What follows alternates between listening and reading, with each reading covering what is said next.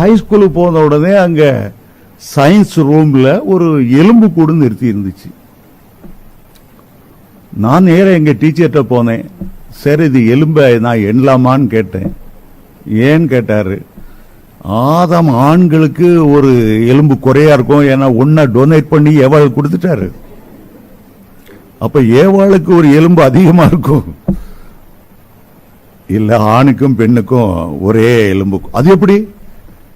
ஒன்னு எடுத்த பிறகு மீதி என்ன இருந்துச்சோ அதுலதான் ஏவாளுக்கு அதே எண்ணிக்கையில உண்டாக்கிட்டாரு.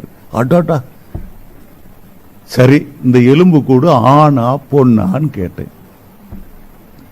அவர் சொன்னாரு, எந்த எலும்பு கூட வச்சு ஆணுன்னு கண்டுபிடிக்க முடியாது, பெண்ணுன்னு கண்டுபிடிக்க முடியாது. ஆண் எலும்பு கூட பெண் எலும்பு கூட இதெல்லாம் வெறும் மாம்ச சதை தான். 9வது நாள்ல அவன் செத்த 9 நாள்ல இந்த மாம்சம் எல்லாம் கரைஞ்சு ஓடிடும். ஒரு எலும்பை பார்த்தும் ஆண் எலும்பும் பெண் எலும்புன்னு கண்டுபிடிக்க முடியாது. அதே போலதான் பரலோகத்துல போகும்போது நாம் எல்லாம் தேவ தூதர்களா இருப்போமே தவிர, எவ்வளவு கர்த்தருக்குள்ள வளர்ந்தோம், எவ்வளவு நேசித்தோம், அதுதான் நம்ம வெளிப்படுத்தி கொண்டிருப்போமே தவிர, அங்க ஆண் என்றோ பெண் என்றோ அந்த உறவு முறையோ ஒண்ணுமே கிடையாது.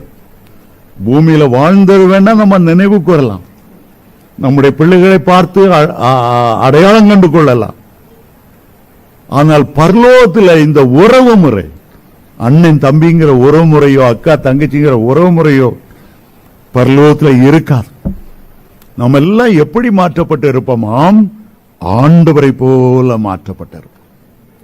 இன்னொரு அருமையான வசனம் உண்டு.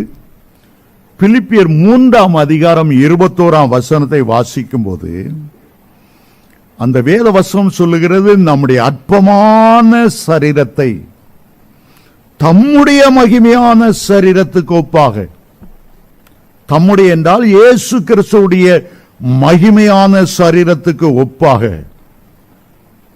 அவர் மறுரூபப்படுத்துவார். அவர் மறுரூபப்படுத்துவார். இது அற்பமான சரீரம் தான். ஒரு வாரம் ஜோரம் அடிச்சா புஷ்ன்னு காத்து போன பலூன் போல இறங்கி போயிடும். இது இரும்புல செய்யப்பட்டதில்லை. திடீர்னு ஒரு பஸ்காரன் வந்து மோதிரம் உழுறோம், எலும்பு முறிது, செத்தே போயிடலாம். காரணம், இது அற்பமான சரீரம். ஆனா பரலோகத்துக்கு போகும்போது அது ஒரு மகிமையான சரீரமாய் மாறிவிடும். இயேசுவுக்கு ஒப்பான மகிமை சரீரமாய் மாற்றப்பட்டு விடும்.